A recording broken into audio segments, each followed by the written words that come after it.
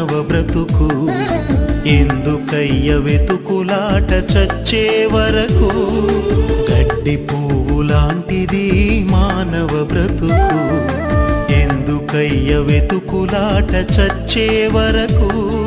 సూర్యుడు వస్తే పువ్వు రాలిపోతుంది మరణం వస్తే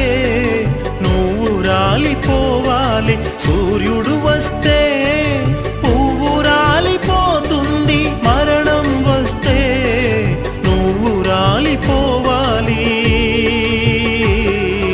పువ్వులా రాలిపోవాలి గడ్డి పువ్వు లాంటిది మానవ బ్రతుకు